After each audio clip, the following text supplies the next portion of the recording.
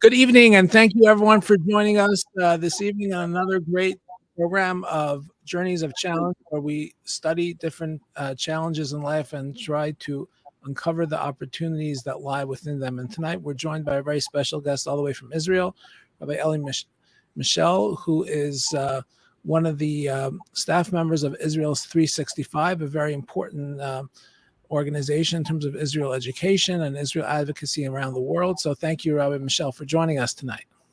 It's a joy to be with you. So if we can just jump right in and just ask you, tell us, what is Israel 365? Sure. So Israel 365's goal and all the different activities that we do is to strengthen Israel, and to do so by building bridges with people of other faiths, and particularly with faith-based individuals. There's so many people out there who are believers in God.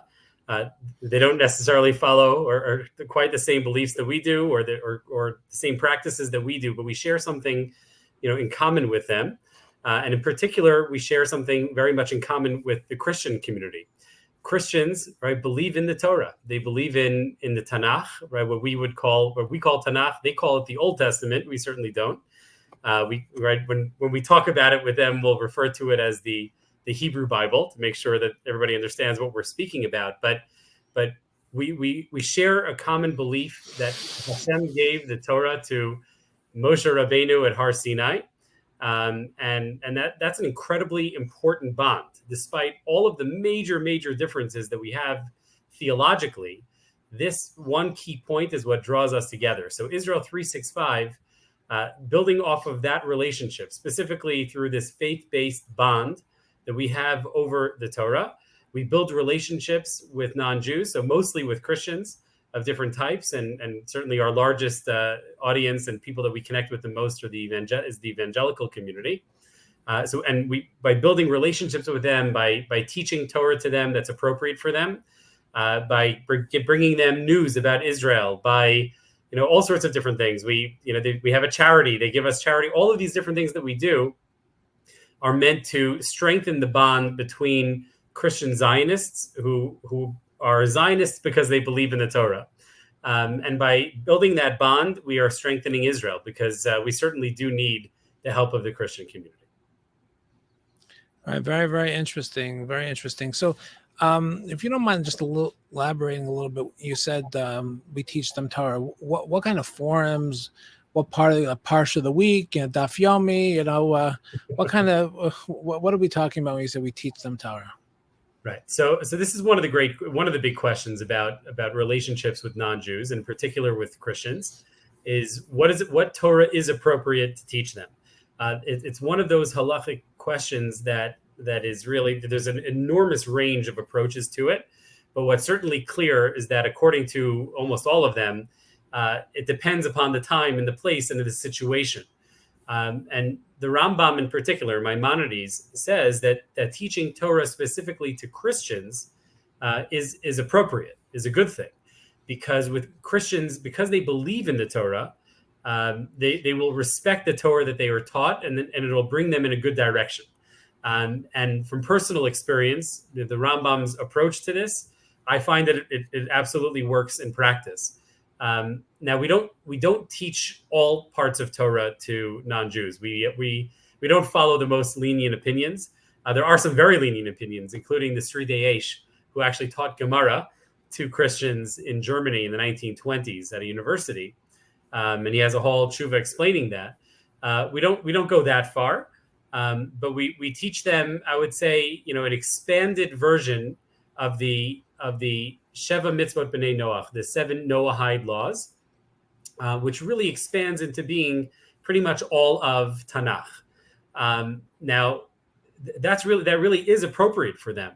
Now, I wouldn't say that we would get into the laws, the detailed practical laws of the sacrifices. But on the other hand, we would teach them, let's say, the deeper meaning of the different kinds of the sacrifices, because that is significant for them. Meaning they're not required to fulfill all the commandments that we are, but the deeper meaning of the Torah, the ethical significance, how to live a holy life, all of that is very much appropriate for non-Jews. And that is the psak that we follow from our rabbinic advisors. And that really is, in this world of Orthodox Jews who are involved in working together with and teaching non-Jews, that really is the basic standard, kind of an expanded version of the 7 Noahide laws. But it's really, really significant, as the Rambam says, as Maimonides says, because what I have discovered in practice is that the more Christians learn Tanakh, the more they love Israel and the Jewish people. It's almost automatic. I even found Christians who talk about this and describing this experience. If Christians only learn what they call the New Testament, then it's very likely that they will be very distant from the Jewish people, and sometimes they'll be anti-Semitic in certain ways, even if they don't realize it. And that's a whole question we can discuss. So, how that happens. Where does Christian anti-Semitism come from? But what is very clear, very simply, is that the more they learn Tanakh, the more they realize, because what is Tanakh all about? What is the Hebrew Bible all about? It's all about us. It's all about the Jewish people. So the more they're learning about the Jewish people and realizing, wait a second, this is God's chosen nation, and it's on the forefront of their consciousness, the more they think about it, and they think about the prophecies that talk about the return of the people of Israel to the land of Israel, the more it dawns upon them, right, that their role is to support and to be a part of it. And they really do. There are some truly, truly incredible people that I've met, amazing Christians who are dedicating, their lives, and to one degree or another, to supporting the Jewish people and the state of Israel. So the study of Torah is actually at the foundation of what we do, because it is faith-based support of Israel. They don't support Israel because Israel is a democracy, or they don't support Israel because Israel is the only country in the Middle East that doesn't, that doesn't persecute, gay and lesbian people, right? That's not why. Or they don't support Israel because it's a great center of technology. They support Israel because we are God's chosen people, and they believe that God wants them to support us. And that's a very powerful bond. And it's a very important one. That's one that is not likely to bend or to break very easily, where some of the other reasons could come and go. But a bond that's a faith-based bond is a very powerful one and an important one. And I think we've seen that some of the politicians in America who are most supportive of Israel most consistently are religious people for that reason. Okay, thank you. Very well said. Let me just follow up on something that you mentioned in terms of halachic parameters, and you mentioned the Srida Eish, 1920s. Fast forward to 2023. If you can just share with us, if there's a posek or poskim that you and the organization consults with to get guidance in these sensitive areas. For sure. So our posek is Rabbi Yoshua Pfeffer, who is part of Rav Asher Weiss is based in. But I would say the senior rabbi who's active in this field is Rabbi Yitzchak Adlerstein. I don't know if you've heard his name, but he works for the Simon Wiesenthal Center. He's in Israel a lot and also in America. He's really the senior thinker and practitioner when it comes to this. He's been doing this for decades, working with people of different faiths. And so, we spent a lot of time talking with him as well, because it's one thing to speak with the posek, but it's also important to speak with someone who deals with all these situations on a day-to-day and the kinds of questions that come up. So we made a very conscious decision many years ago to not to go to the most liberal view, the lenient view, I would say, but rather kind of really this is the standard approach, which is, we're not teaching Gemara, we're not teaching halacha, because that isn't really relevant for them. And the truth is they're not looking for that. It actually works very well. What they're looking for is what we are, what I believe, and certainly what our poskim believe we are meant to be teaching them, which is they want to learn Tanakh from people who know it in the original. And we're God's chosen people. They believe that. And we also speak Hebrew and have access to the deeper meaning of Tanakh in a way that they simply don't. Think about this for a moment. If you're let's say a Baal Tshuva, right? Somebody who doesn't have that Hebrew background, it's very frustrating. I know my parents spent many years, trying to build their Hebrew. They became religious later in life. When you're coming to study Tanakh, you're learning everything through translation. You miss so many of the incredible connections. I just came from giving my Monday night class here in Efrat here in Israel. It's a Tanakh class. And because the people are literate in Hebrew, I can show all the connections between the book of Shmuel and how he's referencing all these different words and phrases in all throughout earlier parts of Tanakh. It's unbelievable what kind of amazing meaning is opened up, and they simply have no access to that. Right? They have a translation of a translation of a translation, right? Because their English translation comes from Latin, which comes from Greek, which comes from Hebrew. I mean, it's unbelievable what gets lost in translation. So what I've found from teaching these people, and they're amazing people. They're ready to learn. They're excited, right? I mean, I've never gotten so many thank yous at the end of a class as I have from when I teach Christians. But they, and I think the reason why is because they're thirsty for it, and it opens up new layers of meaning. So that kind of meaning, and we're bringing out ethical teachings and how society should be run, right? It's so important for them as well, right? And that's why the Torah was translated into so many languages, not so that they could learn, Maseches Bava Kama. The Torah is translated so that they can learn how to live a good and ethical and even a holy life, and that's what we're here to help them do. And the more they do that, right, the more they will be bonded to us, and that really is a fulfillment of Ki Mitzion Teitzei Torah Udvar Hashem Yerushalayim, right? That verse, that pasuk, which talks about the Torah coming out from Zion and from Jerusalem, if you look at the context, it's actually speaking about how the Torah will come from Jerusalem to the nations of the world, right? That is the ultimate goal when Mashiach comes, is that all of the nations will be coming to the Beit HaMikdash, which Shlomo HaMelech said is right, Ki beiti beit tefillah yikarei lechol ha'amim, that my house will be a house of prayer for all nations. So that day, God willing, will come. And so I like to think that what we're doing now is something of we're sort of a vanguard. We're not there yet. We don't have the Beit HaMikdash. We have other things that have to happen first, certainly within our own people. But we are beginning that path, that will turn into a torrent of non-Jews coming to study from us when that day, God willing, comes, sooner than later. Very interesting. Very interesting. Just want to follow up on that in terms of are there any particular texts or sections of the Torah that are more appropriate to teach? You say this is like, let's say, someone walks in and says, Christian will say to the program, teach me something. Like what, if there's one section or maybe one or two that you find compelling that goes over this audience? For sure. So, well, I would say, look, really anything in the Tanakh is compelling to them because it's a little bit embarrassing. Very often these Christians can quote in English, not in the original Hebrew, but they can quote verses, in ways that religious Jews cannot. They're that connected to the Bible. But certainly there are many passages in Navi that speak about the role of the non-Jews. Certainly in Yeshaya, the book of Isaiah. If you look towards the end, and I'm not even talking about controversial parts that are interpreted in different ways between Jews and Christians, that's a medieval, history discussion, right? Where we had to get into these terrible debates with Christians. That's not what we're doing. But you have sukkim there that talk about how, there will come a day when strangers, right, non-Jews, will be working in the vineyards of Samaria, of the Shomron, and just to make it, make your shoulders tingle a little bit. It's like it's actually happening right now. There is a family, the Waller family. They're really amazing Christian family from Tennessee originally, where it's a whole story how they got to Israel. But they live on Har Bracha, which is a Jewish settlement in the Shomron, which has sadly been under fire recently. They lost the two brothers who were murdered by Arabs in Huwara. That was just a little over a month ago in Har Bracha, right? Those are two brothers from Har Bracha. So in Har Bracha, on the edge of the community, there's like a part of the community, which is the Waller family. And they're almost like a tribe. They have 12 grown children and spouses and grandchildren. There's like 55 of them.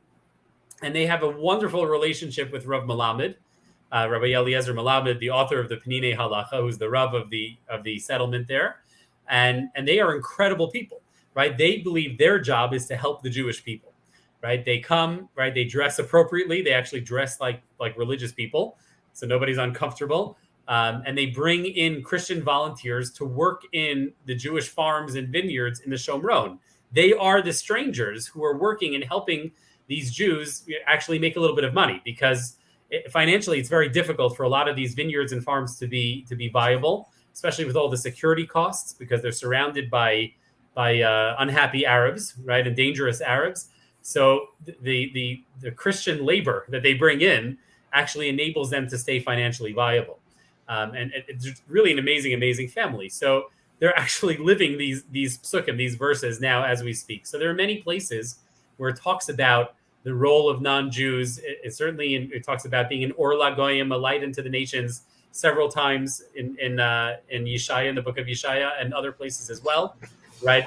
When it talks about in Zechariah about how there are going to be 10 Gentiles who grab onto the shirt of a Jew and say, teach me, right? They love that pasuk and what that means, right? And the fact that that's actually happening. Just yesterday, I spoke with a group of 30 Christians that came to our office in Beit Shemesh, and we studied a little bit together, and they called out that verse, right? Like, we're fulfilling it right now, right? They're amazed by it. So, they are really and truly amazed by the prophecies that are coming true. And I think actually that's an important point for all of the Jewish people to understand. This might wow you a little bit. What's happening in Israel today is a source of tremendous faith, of tremendous emunah for all the Jewish people. We know that, right? If you're not sure, does God exist? I'm not sure. Should I be a believer? Should I not? Well, the fact that over 80% of the prophecies that are in Tanakh have already been fulfilled. The ingathering of the exiles, the revival of Hebrew, which talks about in Zephaniah, one prophecy after another. It's unbelievable, right? It's a tremendous source of faith for the Jewish people. But we shouldn't forget that it's also a source of faith for Christians. They believe in the Torah too.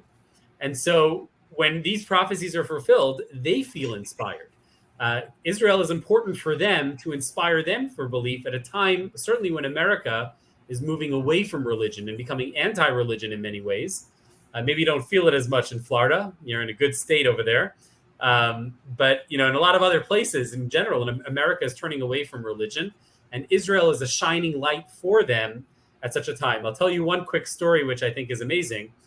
Pastor Hagee, who is perhaps the most prominent Christian Zionist alive today, who developed a friendship with an Orthodox rabbi in San Antonio. He's from San Antonio, Rabbi Avram Scheinberg. And because of that relationship, he goes to Israel and he becomes, the greatest Christian Zionist, starts Christians United for Israel, millions of dollars for Jewish causes, for Israel, political support, unbelievable. But where did it all start? It didn't start, when he was a grown pastor with Rabbi Scheinberg. It started when he was 7 years old. He was a boy in 1947, listening to the radio with his parents to the UN vote, right? Was Israel going to get the 2/3, the votes that it needed in order for the UN to say that it could become a state? And when that last vote came in that put Israel over the edge, right? There were celebrations all over Israel. Well, his whole family broke down weeping in tears of joy because, wow, Israel is being reconstituted as a nation once again.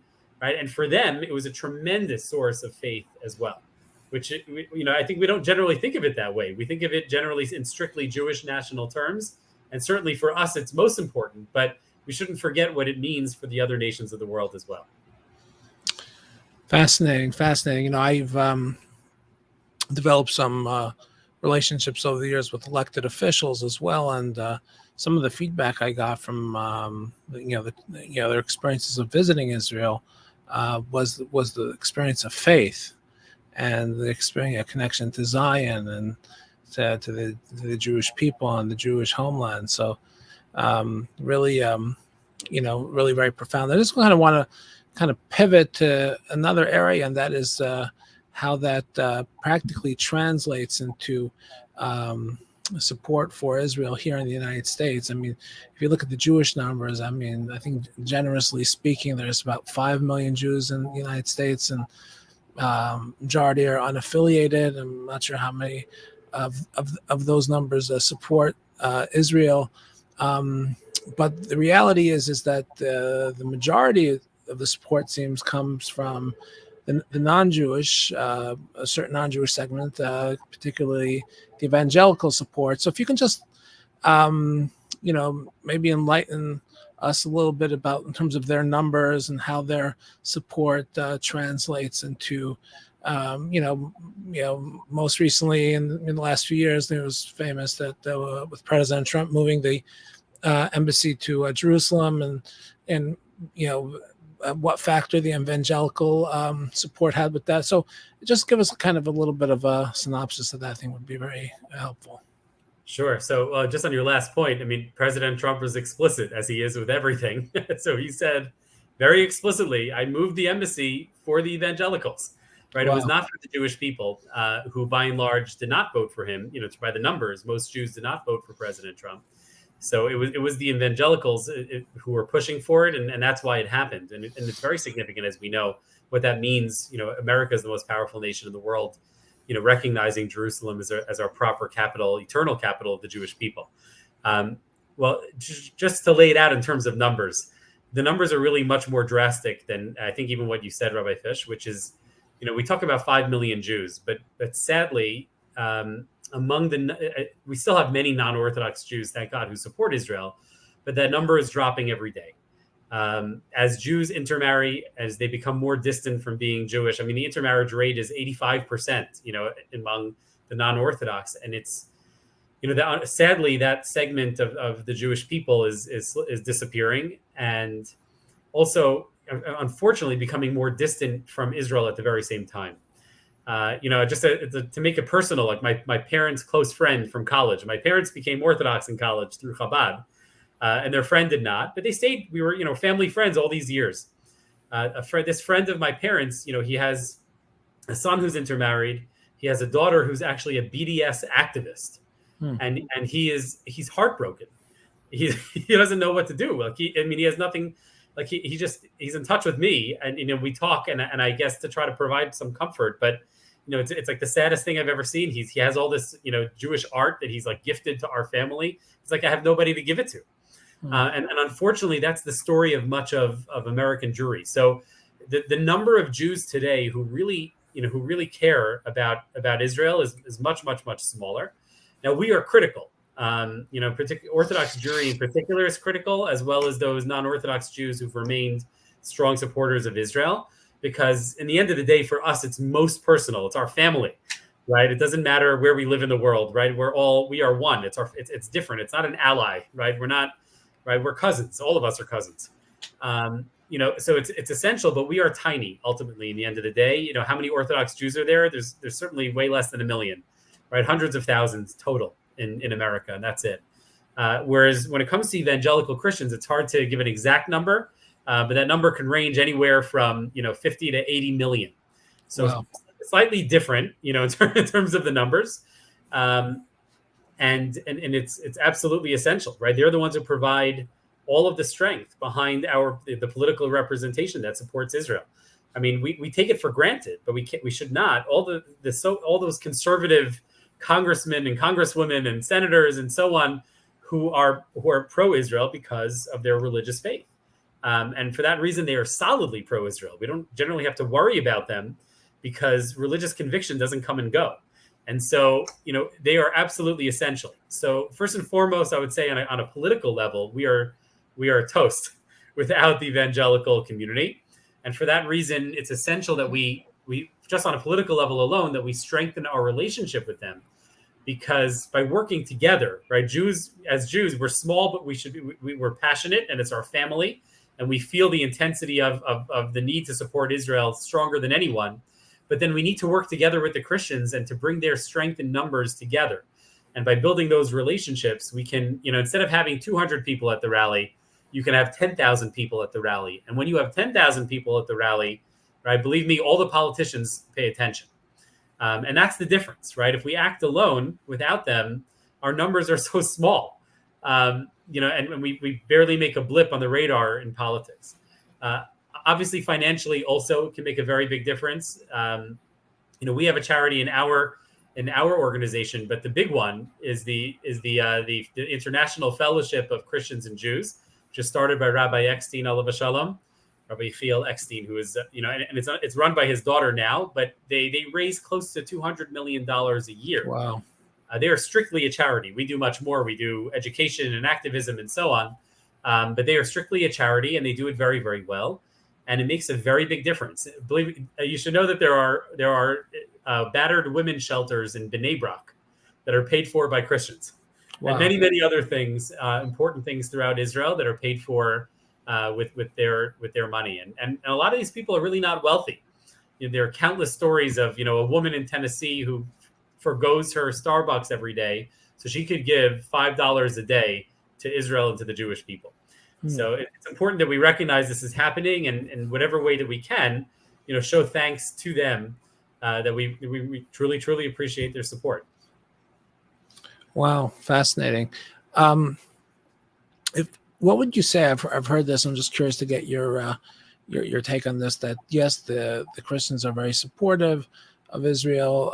They're philanthropic as well, as you just highlighted. But they have an agenda. They have their own agenda, for their own theological reasons, and they're not really interested in our welfare, and we shouldn't be used for their agenda. What would your response be? So first of all, that's not really entirely true, right? I've met a huge number of Christians over time who truly do love the Jewish people, because you think about what it says, Bereshit, 12:3, right? Or they all know it by heart, right? I will bless those who bless thee. Now, you could look at that purely as in a very practical matter. And I know there are some Christians who view, like, I'm going to give money to Israel because God will bless me. I don't have to love Israel or Jewish people, but purely transactionally, right? But many Christians, they see that verse and they see the way God loves the people of Israel in the Torah. So they develop, right? They say, we also must love the Jewish people, right? If God loves them, we must love them. And so they really do come to a genuine love of the Jewish people. So that's first and foremost, right? Not all Christians are the same. And particularly when you're talking about, 60 to 80 million people in America alone, you have a continuum of people. There are Christians who fall into every different category. So there are those amazing, amazing Christians who love us. And it's really, as we would say, lishma. Because God says to love us, they do. And then they come and they meet us, and then they realize how much we have in common when they meet traditional Torah observant Jews, and they love us even more. But you brought up an important issue, and this is something which I think many people are concerned about. Don't Christians have an agenda that they need the Jews to go back to Israel in order for the second coming, to happen, and so on and so forth? Now, there are many Christians who believe that, and there are probably many who are actually driven by that. But I'll say this: that doesn't bother me in the slightest, right? They believe that ultimately we are all going to accept their Savior, right, as the Messiah, as God, or whatever it is, what they believe, and that will happen in the end of times. What do we believe? We believe that they're all going to realize that was wrong, right? And they will come to the true Torah understanding, right? That a man cannot be a God, right? That they'll come to our way of seeing things. So we each think the other one is wrong. And I always put that out on the table, right? Whenever I speak with Christians, we have very different views of what's going to happen at the end. That's fine, right? In fact, if they didn't believe that would mean that they're not really good Christians, right? That means that they're not actually real believers. And so I'm totally fine with them thinking about that's the ultimate, end result of Israel coming back, to the land of Israel, and so on and so forth. That doesn't bother me at all. They think I'm wrong, and I think that they're wrong on that point. There is, however, a red line, and the big challenge is when they try to actively do something right now, which is to missionize, to proselytize. That is the absolute red line, right? Now, why are evangelicals into proselytizing? And we should know that evangelize, the word evangelical means evangelize, to proselytize. They believe, it's part of their faith, that they have to share the good word, that they've got to save our souls. Now, we should recognize that it's not coming from a bad place, in the sense that they think that if we don't, believe what they believe, that we could, burn in hell forever. Who knows, right? Although they sometimes temper that when it comes to the Jewish people. But in general, right, they believe they're saving us. They really, if they love us, if they love us, don't they want to save us? Meaning, if somebody that you love is walking off a cliff, so you want to save them. So it doesn't come from a bad place necessarily, but, and this is, I talk to them openly all the time about this, because in my opinion, this is not something that we can pretend is not a problem. There are many evangelicals who do want to missionize, and they want to missionize Jews, and that's a real problem, because think about that, right? That means, from our perspective, we come into the room, we don't believe that everybody has to be Jewish. Right? We want everybody to believe in God. We want everyone to believe that Hashem gave the Torah to Moshe Rabbeinu, and we want everybody to believe in and follow the 7 Noahide laws. But we don't need you to be Jewish, right? And in fact, there are many great Gedolei Yisrael who say that a believing Christian qualifies, right, as somebody who's a believer, a Noahide believer, a righteous Gentile.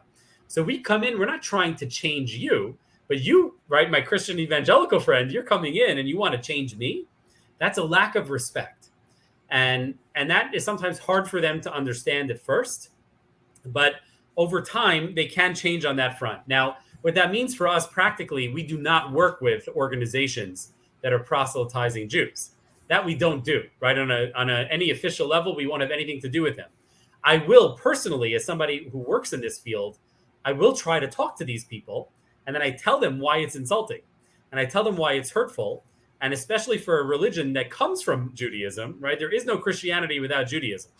So for them to think that they have to somehow save my soul, why that's so hurtful, the reason I do that on an individual basis is because one by one, if I can change people's minds, that only helps the Jewish people. But institutionally, organizationally, we cannot work with people, God forbid, who are missionizing Jews. That's the absolute red line. That being said, as Rabbi Adlerstein says, and he really takes this from the Rambam, from Maimonides, if they want to proselytize everybody else in the world, that's actually a good thing, right? Maimonides says very clearly that this is part of the messianic process, that God brought Christianity and Islam to the world so that the world would become monotheistic and not be the pagans that they were. So it's a step closer to the truth, as the Rambam says. So overall, the fact that if they want to go to Africa and convert tribes to Christianity, we're totally fine with that. As Rabbi Adlerstein says, and all of our posts, totally fine with that. That's a good thing. But the Jewish people, right? I'm sorry, right? That's the red line, and that's where it can be difficult, because you can have Christians who love Israel, who give money to Israel, who help us politically with Israel, and yet also think that they have to missionize Jews. And so it gets complicated. And that's why I always try, whenever I speak with Christians, to lay it out there at the beginning, one way or another, to have it be part of the conversation, that's not acceptable. And little by little, we have to do our part to educate them and to teach these people that the Jewish people don't need their missionizing, believe me. But if one thing that should make you feel a little better, to all of our listeners out there, is that if you are an Orthodox Jew, you have very little to worry about from Christian missionaries. The success rate of Christian missionaries with Orthodox Jews is as minuscule as could possibly be. They've been trying for about 2,000 years, and they've had almost no success in 2,000 years. The only place where Christians have success, and this is where we have to be careful and have to work hard to prevent, is with secular Jews, right? Jews who don't have education, they don't have background in Judaism, that is where the missionaries have find success, and we have Jewish organizations that work to fight that. But the Christians that I work with, that Israel 365 works with, I'll just to be very clear, they are all all those people have come out against missionizing, and in fact, at the National Religious Broadcasters event, the conference, which is happening next week in Orlando, it's not that far from Jacksonville. If you want to drive down there. Yeah, maybe we should take a little ride. It's going to be amazing. So Israel 365 this is one of the major events of the year when it comes to major, Christian personalities and Jewish personalities. Dennis Prager will be speaking at our night to celebrate Israel. Many other well-known people. It's kind of an amazing event. You can register for free if anybody's interested. To come to this event. It's really, really, really, really fascinating.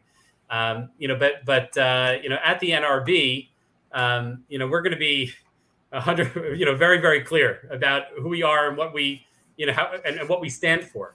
And we're actually going to be disseminating something that we call like the Biblical Zionist Coalition, meaning Biblical Zionists, Jews and Christians can sign this. Our posek, Rabbi Pfeffer, is happy to sign it.